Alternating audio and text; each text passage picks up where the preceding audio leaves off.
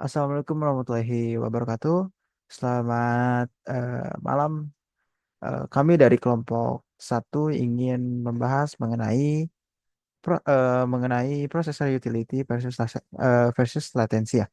Jadi hari ini kita akan membahas topik tersebut, topik yang mungkin terbilang sangat relevan dalam dunia komputasi modern yaitu processor utility dan latensi. Di era teknologi yang serba cepat ini, pemahaman tentang bagaimana prosesor bekerja untuk memaksimalkan efisiensi dan kinerja menjadi hal yang sangat penting, terutama bagi kita yang terlibat dalam pengembangan dan pengelolaan sistem pada komputer. Prosesor utility itu mengacu pada tingkat pemanfaatan atau efektivitas prosesor dalam menangani tugas-tugas yang diberikan. Di sisi lain, latensi adalah waktu tunda yang terjadi selama pemrosesan data dari saat perintah diterima hingga hasilnya keluar.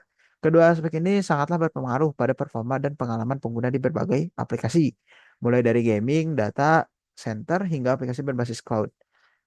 Dalam presentasi ini, kita atau kami akan melihat dalam lebih dalam mengenai hubungan antara keduanya. Eh, Oke, untuk selanjutnya mungkin kita akan lanjut saja ke materi yang akan kita bahas. Namun sebelum itu, izinkan saya memperkenalkan diri terlebih dahulu. Nama saya Muhammad Akbar Rizky Saputra. Juga ada rekan saya, silakan. Nama saya Indah Fadila Inuhawa. Nama saya Muhammad Sinar Agusta. Baik, terima kasih teman-teman telah memperkenalkan diri kalian terlebih dahulu. Untuk setelah memperkenalkan diri, kita langsung saja ke materinya yang akan saya bahas. Yang pertama adalah prosesor utility dan latensi ya. Dalam sistem komputasi ada dua aspek penting yang saling terkait, yaitu prosesor utility dan latensi. Memahami hubungan antara keduanya sangat penting untuk mengoptimalkan kinerja sistem. Lalu definisi dari prosesor utility. Prosesor utilization presentasi yaitu adalah presentase waktu prosesor digunakan untuk memproses instruksi dan tugas-tugas komputasi. Lalu ada efisiensi pada sistemnya itu adalah mengukur seberapa efisien prosesor yang dimanfaatkan untuk menyelesaikan pekerjaan yang diberikan. Lalu ada tujuannya yaitu tujuan optimalisasinya meningkatkan utilisasi prosesor tanpa mengorbankan kecepatan, eksekusi atau responsivitas sistem. Oke, baik untuk faktor-faktor akan dibahas oleh teman saya. Silakan Sinar.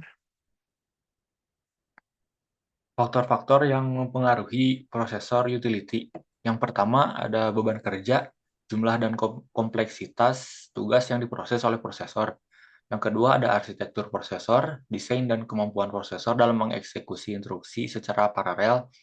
Yang ketiga ada manajemen sumber daya, efisiensi alokasi dan distribusi sumber daya komputasi. Selanjutnya definisi latensi.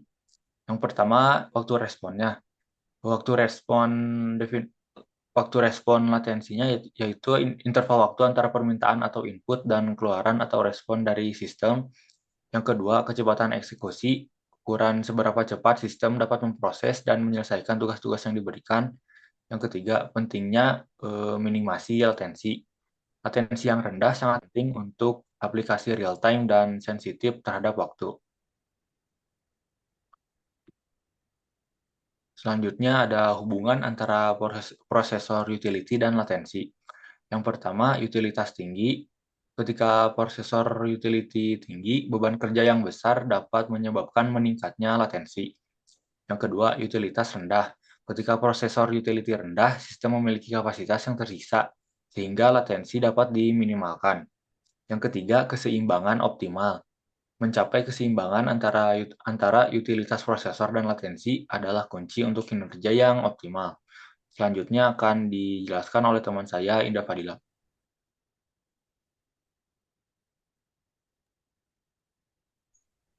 Teknik optimalisasi prosesor utility dan latensi. Yang pertama, load balancing mendistribusikan beban kerja secara merata untuk mencegah penumpukan pada satu prosesor. Yang kedua, penjadwalan sumber daya mengatur alokasi dan prioritas sumber daya komputasi untuk meningkatkan efisiensi. Yang ketiga, skalabilitas dinamis menyesuaikan kapasitas sumber daya secara otomatis berdasarkan kebutuhan beban kerja. Contoh penerapan prosesor, utility, dan latency dalam aplikasi. Yang pertama ada komputasi awal, mengoptimalkan penggunaan prosesor dan meminimalkan latensi untuk layanan cloud yang responsif. Yang kedua, aplikasi real-time, memastikan prosesor selalu siap dan dapat memproses dengan cepat untuk aplikasi sensitif waktu. Yang ketiga, analitik data besar, mengalokasikan sumber daya proses secara efisien untuk memproses data dalam jumlah besar. Nah, kesimpulannya proses utility dan latency adalah dua konsep penting dalam sistem paralel dan terdistribusi yang saling terkait. Proses utility mengukur seberapa efektif prosesor digunakan, sedangkan latency menunjukkan berapa lama waktu yang dibutuhkan untuk menyelesaikan suatu tugas atau proses komunikasi antar node. Agar sistem bekerja secara optimal, proses utility harus dimaksimalkan dengan cara mengurangi latensi, sehingga prosesor dapat terus bekerja tanpa banyak waktu idle.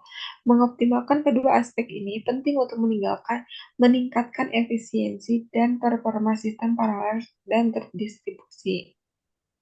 Baik, terima kasih Indah Fadila telah menyampaikan materi dan juga kesimpulannya ya. Terima kasih.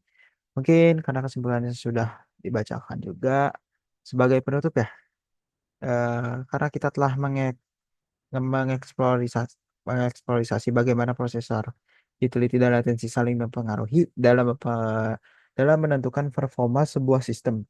Dengan memahami keduanya, kita bisa lebih cermat dalam mengoptimalkan penggunaan prosesor dan mengurangi waktu tunda yang mungkin terjadi, baik pada perangkat komputasi yang sederhana maupun sistem yang kompleks.